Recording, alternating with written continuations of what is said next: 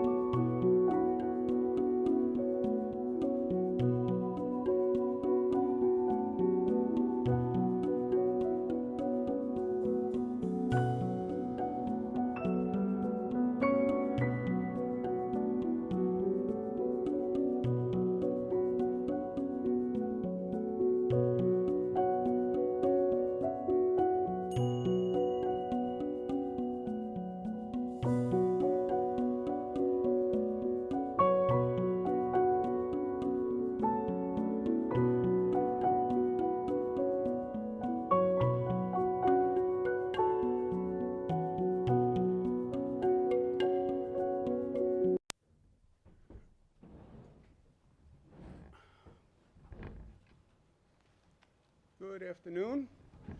Good to see you all here today. I'm joined by Mr. Rick Cotton today, the Extraordinary Executive Director at the New York State and New Jersey Port Authority, who's been doing an extraordinary job. The Port Authority does, among other things, the administration of the airports, building the new John F. Kennedy, rebuilding JFK. So he's been doing double duty. And we have a great announcement today that we joined in this morning, which I'm going to chat about in a moment. Today is day 156 for those who are counting.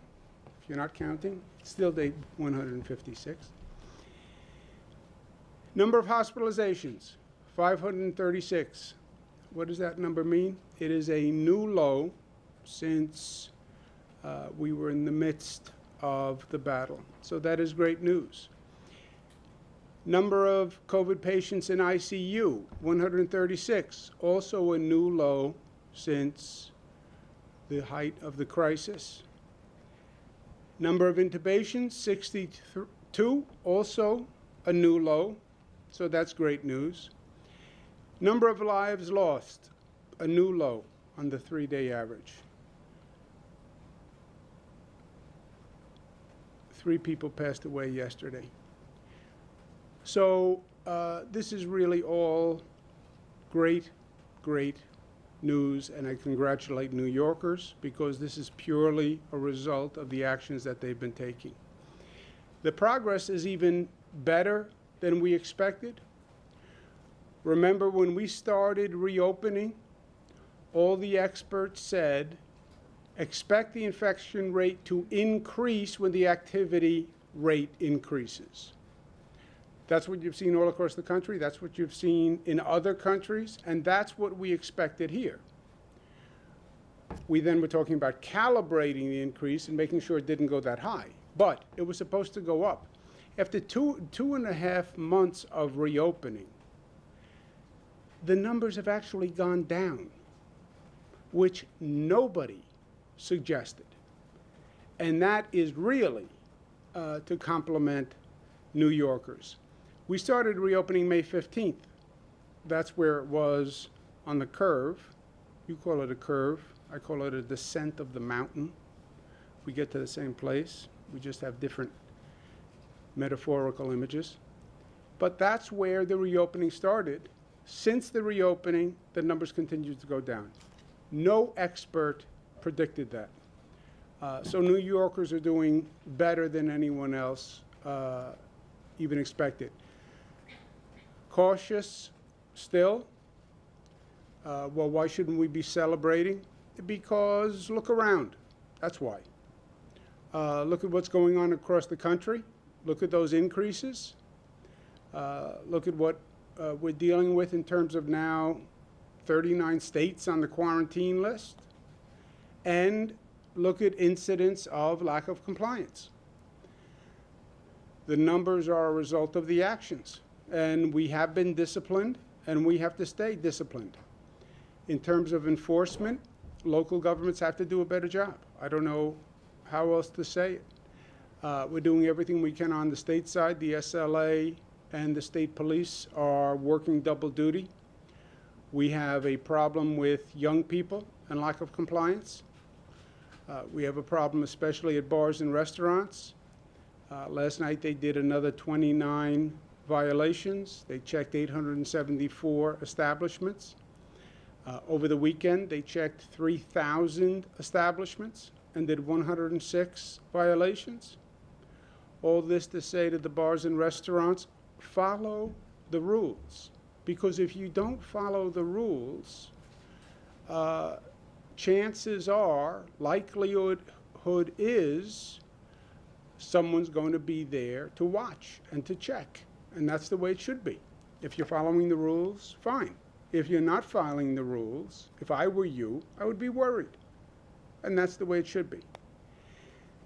We're seeing continued situations that are just not intelligent. And local governments have to crack down on these, whether they're in New York City or Long Island or they're in upstate New York. How a charter boat could put together a crowd on deck and leave, it's disrespectful, it's illegal. It not only violates public health, it violates common decency. Look at all the people you endangered. What if one of those people on that cruise gets sick and dies? What if one of those people on that cruise gets sick and goes home and gives it to a parent who dies? I mean, it is just really reckless, rude, irresponsible, and illegal. Under the Kosciuszko Bridge, apparently dozens of people partying. We need better enforcement all across the state. On the issue of schools, I want to be clear. We have 700 school districts in this state. The districts are putting in plans on how they will handle the reopening. I'll make a determination later this week on the infection rate, whether or not we're going to reopen schools. But just because a district puts out a plan doesn't mean that if we reopen the school, parents are going to come or teachers are going to come. It's not, well, the government said the schools are open, now everybody must go. It's not going to happen that way. I'm talking to parents. I am telling you it is not going to happen that way. They are not going to trust the school district. This is an issue of public health.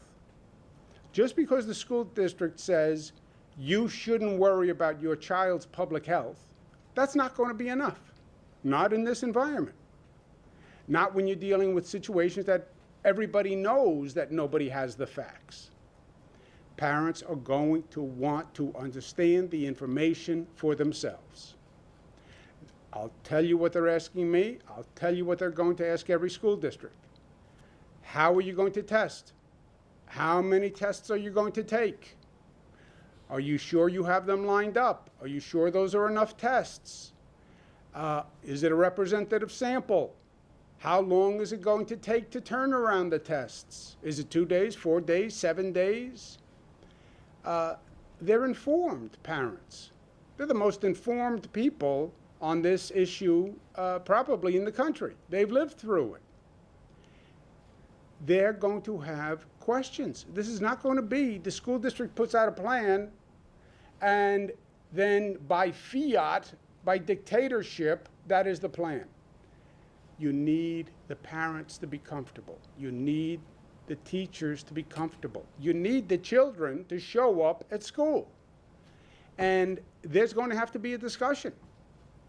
You look at some of these plans, they're indecipherable. Even if you can understand the plan, they raise questions. And parents are going to need to talk it through. I encourage every school district, set up a discussion room now. Start explaining to the parents now. Have those conversations now. You can't call people into a conference room, but you can invite them onto a video chat or onto a chat room. But they have questions, and they need answers. And time is short. That should start now because the parents are going to make the decision. Nobody's going to tell me whether or not I should send my child to school. I'm going to make that determination. And I'm going to want to make sure it's an informed determination. And I'm not going to trust just what's on some school district's plan. I'm not going to do that. And parents have to be comfortable. And they should be comfortable because they're the ultimate decision makers here. Just because I say the infection rate is low, that's not going to cause a parent to send the child back to school. Just because the school district says we have a safe plan, I'm telling you it's not going to work. They have to feel comfortable, which means they have to be part of the process. We have to have a dialogue. I want to congratulate the Port Authority, Rick Cotton, who runs it, Chairman Kevin O'Toole. The St. Nicholas Greek Church has been a long saga for New York. It was destroyed in 9/11. It was supposed to be rebuilt. There were fits and starts. Bureaucracy was slow. This was slow.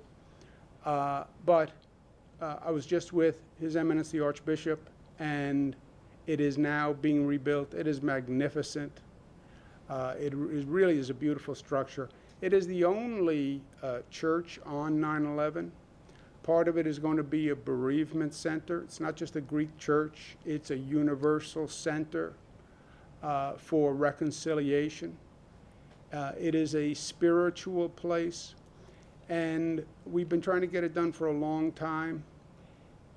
Sometimes God works in funny ways, that it is now being rebuilt at this moment, all these years after 9/11. Why this moment?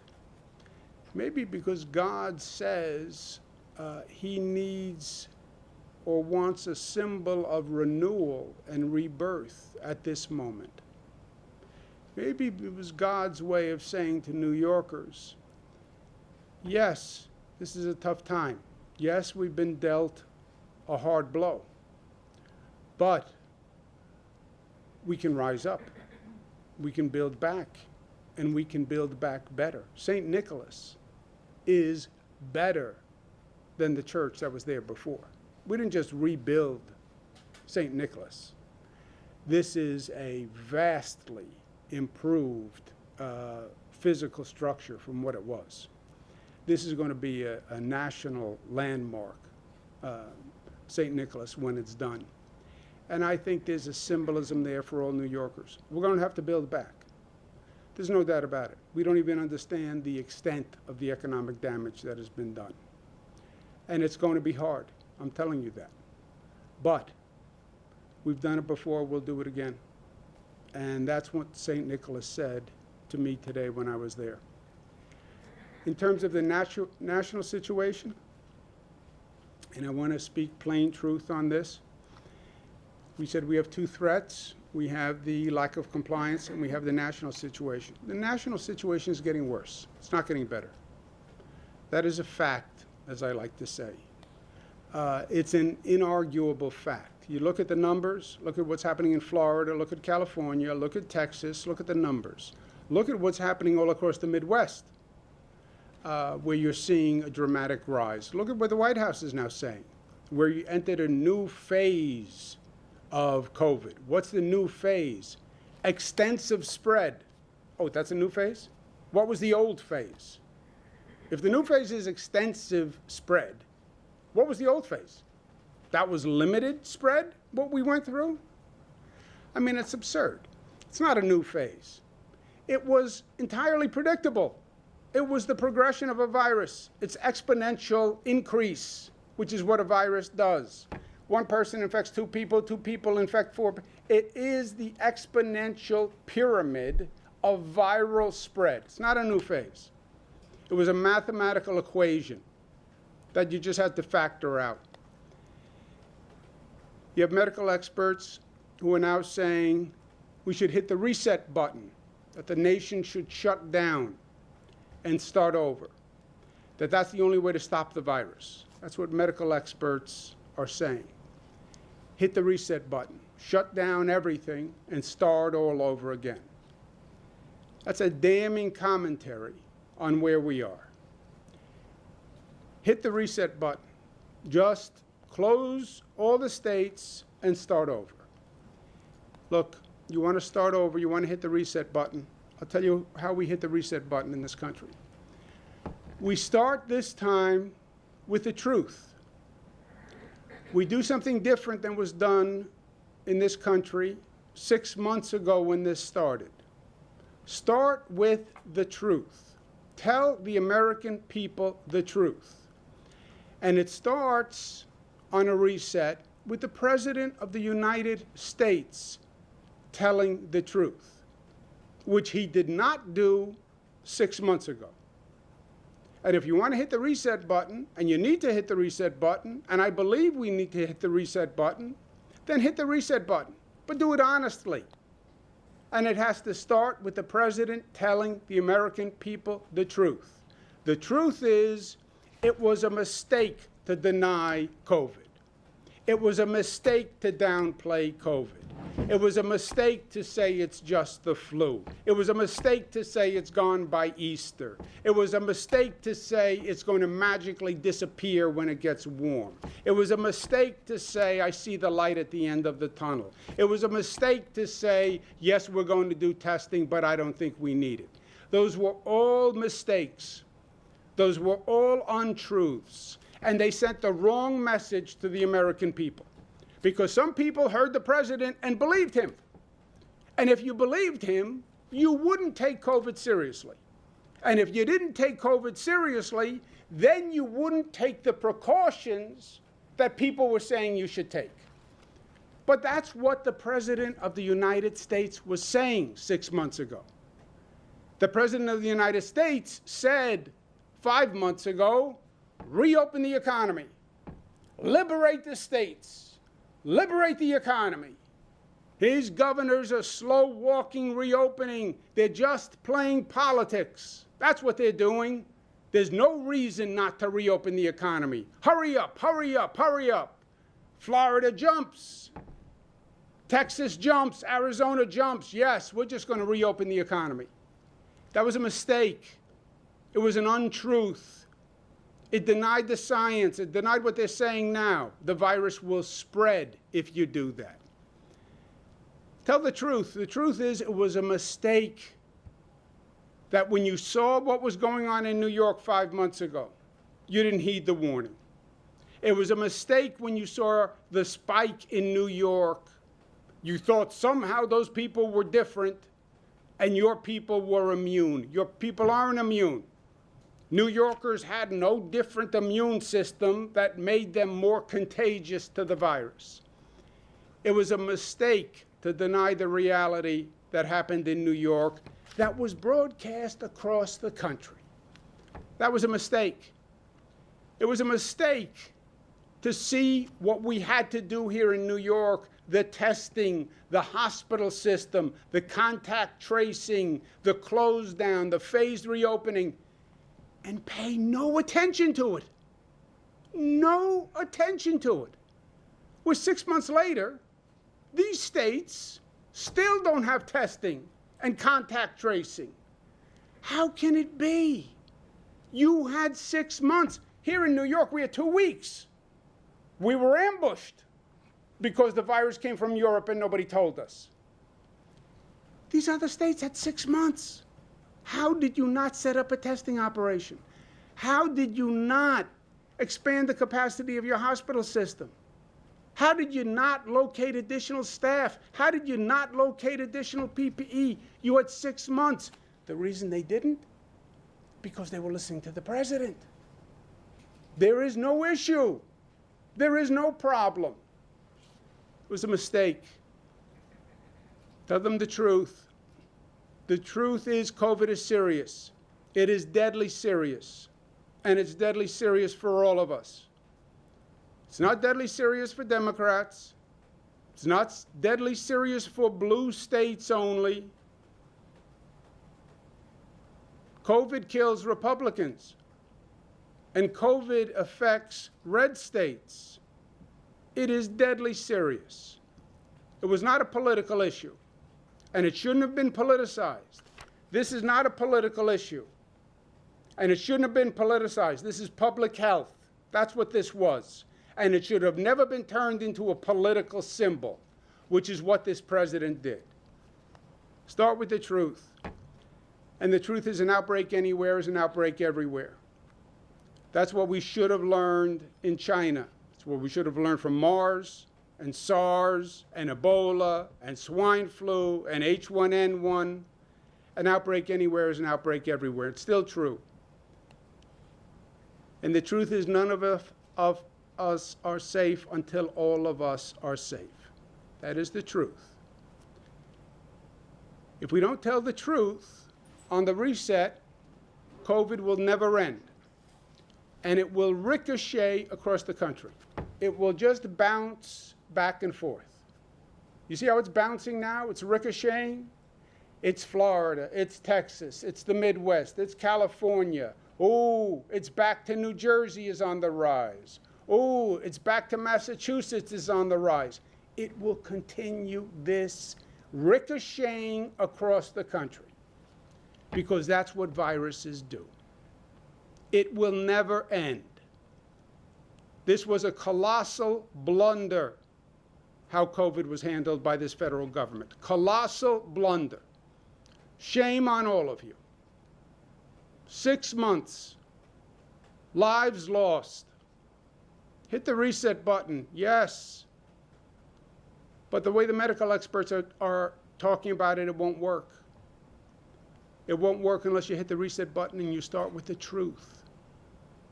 Because if the American people are continued lying to, the confusion and the chaos and the denial will continue. Hit the reset button. It's called the truth. It's called the plain truth. The American people are smart. If the president actually tells them the truth and says, I made a mistake, he's not going to be telling them anything they don't know. Every American knows he made a mistake. Every American knows this was the worst government blunder in modern history. Not since the Vietnam War have Americans sat in their living room to see the numbers on the TV screen every night saying what a mistake it was. During the Vietnam War, every night you saw the death toll. You saw the injury toll on TV. Every night they've seen this virus increasing all across the country and the death toll going up. You don't think they know it was a mistake? Then you don't know the American people. They are smarter than you think. Trust the American people. And if you don't trust them, and you don't trust their intelligence, and you don't trust their ability to handle the information, then you shouldn't ask to be their leader. I trust the people of New York. I told them the truth. I told them the facts. I never sugarcoated. I never shielded. I told them the truth. So they knew what to do. And they did it. That's what we call being New York tough and smart and united and disciplined and loving. They should try it in Washington. Questions? Are you going to ask the mayor to submit a more detailed plan on the school opening?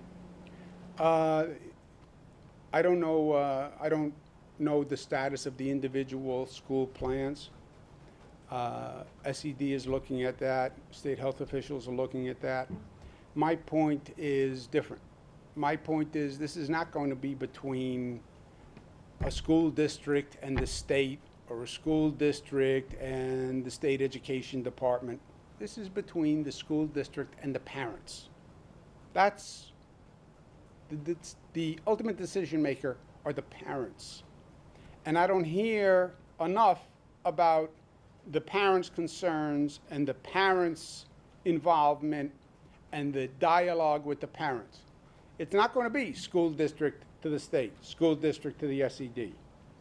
Yeah, I'm not going to allow any school to open that I don't believe if we don't have a safe environment. That's not going to happen. And I think New Yorkers know that, by the way. That doesn't mean that school is safe. Doesn't mean the school they're going to send their kid to is safe. And by the way, all they care about is the school that their kid is going to. That's very nice. Infection rate is good in my region. That's nice. How about my kid's school? That's all I care about. And just because you send me a form that says, it has been determined that school is safe to return to. No, it's not enough. It's not enough for me. I want to review the plan. I want to understand the plan. I have questions that I want to ask. They're asking me the questions. I mean, they're good questions. School district is going to test. How many tests? How many kids do you have? How many tests? Is that a representative sample? How long is it going to take you to get the test returns? Do you know? Where are you going to find these tests? You don't have them now. Where are they going to come from? All the information says the test results are coming back slower. You're going to get them done faster? How? I mean, these are smart people with good questions, and you're talking about my child's health. Marsh. Governor, another question about New York City's school plan. It's already been called insufficient by your own people, Mr. Malatras, and the unions have threatened to walk, raising many of the issues you've raised, from the testing, how fast you can turn it around. They point out that 70,000 kids have no school nurse. I wonder if you can, as governor, in good conscience, approve a plan like that and tell parents, hey, send your kids back to school. We're going to approve an infection rate that says, from an infection rate point of view, the environment is safe to open a school. That's all I'm going to say. I am not saying PS 109 is safe. In the city, I don't even think the plan speaks to PS 109. And that's what the parents are going to want to talk about, is PS 109. So what do you say to the mayor and to city education officials about the plan they submitted? Because even though you say the environment is safe, you're, in a sense, putting your own credibility on the line by saying that they should send their kids back to school, but their schools may not be safe. And there may not be testing, and there may not be a school nurse. Well, if there is not, SED is supposed to review that, and the State Department of Health. And if it is clearly on its face not safe, then it won't be approved. But my point is, Marcia, I don't care what any bureaucrat says. I trust the parents more than anyone. And I don't care if a school district says reopen. If they don't have a good plan for reopening, no kids are going to come and no teachers are going to come. So then you have no reopening. So you're talking to yourself. You see, in New York City, you have 1,800 schools. So when you approve a plan, does that mean you're approving a plan for all 1,800 schools? And will parents at PS 109 in Queens and PS 12 in Brooklyn say, okay, the governor said it's okay? Well, where you have a district with multiple schools, they have to address the plan for every school. Now, you'd have to have a uniform plan. You could have a uniform plan for every school. Every school will have 15% of its students tested on a weekly basis. That comes out to 8,000 tests. I'm getting those 8,000 tests from Quest Lab. They're required, they're going to be there. By the contract, it says Quest Lab will do the 8,000 tests. The turnaround time will be 2 days. If the child is positive within 2 days, that child will be removed for 48 hours. You know, you're going to need that level of specificity. So you're saying there are lots of unanswered questions with New York City's plan? I haven't seen the city plan. I don't review the actual plans. But if you don't have the details for each school, then you don't have a plan, because how can a parent make a decision? And it's not just New York City, you know, it's any school district. I'm talking to parents all across the state. And the questions I'm giving you are verbatims from parents, right? They're what you would ask. They're what I would ask.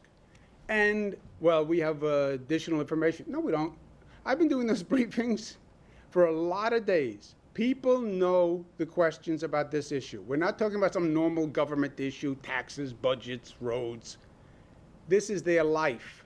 They know what they're talking about. So just one more question. So there's 1.1 million students in New York City schools, and you have to find a way to test them. How does New York State or New York City have the capacity to test not only the 1.1 million students, but the tens of thousands of teachers and principals who are going to be at those schools as well? Great question. And it's the number one question any parent is going to ask. What is the representative sample? Let's say the universe is 1.2 million. What does your health department say is a representative sample? You need to test what percent of that 1.2 million to be meaningful on what basis?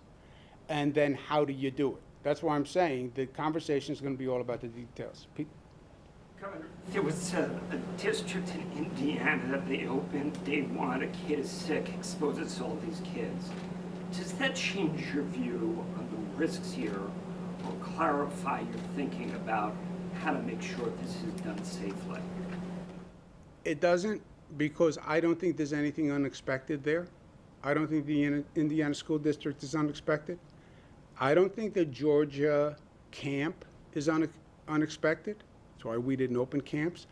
I don't think the Israel experience is with schools is unexpected. It's the same. We know this point.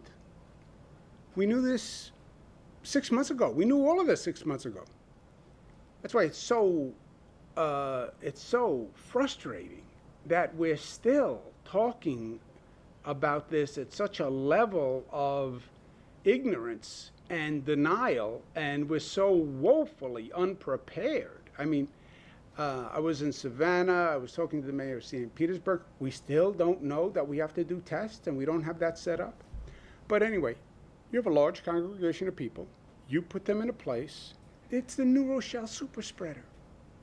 It's the New Rochelle super spreader. Our first week, one person goes to a congregation, goes to a wedding ceremony, infects dozens. School is no different. So I don't care what the building looks like. It doesn't matter. School, church, temple, mosque, cafeteria, restaurant, it's all the same. So is there the potential that between now and the opening of school, you see things happening, what you describe, and you say, I cannot in good conscience allow schools to open, I'm going to pull the plug for now, everybody's closed? It would take one of two things.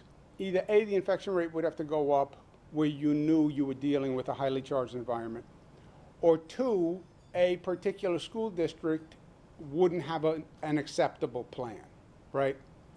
I believe the unacceptable plan is going to be determined more by the parents and the teachers. You know, we have 1.1 million students, let's say, in New York City. Okay, so you have roughly how many parents? 2 to 3 million, you have 2 to 3 million people looking at that plan. They're going to determine if it's safe. They're going to blow the whistle. And then if a school does not have a safe plan, then we wouldn't allow it to open. The problem is you're not dealing with an absolute. It's going to be a relative decision. Not opening schools is also highly problematic. You know that you are affecting socialization issues for children. You know that you may be subjecting some children to a dangerous situation at home. You know you may be aggravating food insecurity that children can't eat. You know that you will be aggravating the disparity between wealthier households and poorer households because remote learning is not an equalizer. It is a separator. It works better where you have two parents at home with a wealthier household that has technology, etc. So it's neither option is perfect. It is a relative decision. At this point in the process, are there any districts or regions that are problematic because of their plans or because of the numbers? I don't know that anyone has looked at the plans. Some plans have not come in. Some plans are too top line to actually answer the questions, because these are the questions. If a plan doesn't answer these questions, the plan is not sufficient. So some plans are in that category. I know they're talking to districts. Many of the districts have said, oh, I'll send more detail. So we don't even really have the plans. They sent in like a top line, and now they have to send in the actual details, because the devil is in the details. There's no top line here. Top line is easy. I can open the schools. Everybody's going to be safe. I'm going to do testing. I'm going to do cohorting. Have a nice day. But I don't believe they've gotten to the point where they have declined any program. And I don't believe SED has even started really looking through them. I don't run SED. It's a state agency. Everybody thinks I'm responsible. I'm not. State Education Department is totally separate. With federal transit funding still not materializing, is there a point where you reconsider a millionaire's tax or some other? I'm not going to let Washington off the hook. They have to deliver. They have to deliver. We have federal representatives. We have senators, and we have congresspeople. We pay them to pass a piece of legislation that's going to help New York. And it's simple. If the legislation is not going to help New York, you know what I say to them? Don't pass it. It can't pass without you. It can't pass without you. Don't pass a piece of legislation that doesn't restore New York's fundraising funds. If you pass a piece of legislation that requires New York to raise taxes, raise a millionaire's tax, in this economic environment in New York City, where we're struggling, we used to be worried a millionaire's tax people might leave. No. The burden shifted. We're trying to get people to come back. We're trying to get them to come back. COVID's under control. We're going to make progress helping the homeless. We're going to clean up the graffiti. We're going to fix crime. On top of that, you want to say, and by the way, when you come back, you're going to get a big tax increase. Our population,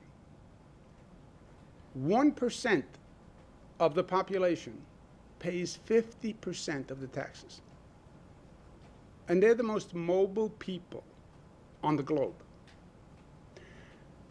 I literally talk to people all day long who are now in their Hamptons house, who also lived here, or in their Hudson Valley house, or in their Connecticut weekend house. And I say, you got to come back. When are you coming back? We'll go to dinner. I'll buy you a drink. Come over, I'll cook. They're not coming back right now. And you know what else they're thinking? If I stay there, they pay a lower income tax. because they don't pay the New York City surcharge. So that would be a bad place if we had to go there. Senators, congresspeople, don't pass a bill that hurts New York again. And by the way, their argument is so easy. The federal government caused the New York State problem. It was the negligence of the federal government. How did they not know the virus went from China to Europe and came to New York? How did they not know that? Department of Homeland Security, CDC, NIH, all these federal agencies, all this taxpayer money. Nobody said, oh, the virus is in China in December? Maybe it'll infect someone who gets on a plane. Nobody thought that? December, January, February? Nobody thought in 3 months that the virus might be traveling? After MERS, after SARS, which also happened in China, from a wet market, a poultry market, and came to the United States. Nobody thought, oh, this might be like every other past viral transmission. It was the federal negligence. And now they're not going to pay for the damage they did? Don't vote for the bill. Don't vote for the bill. Have a nice day.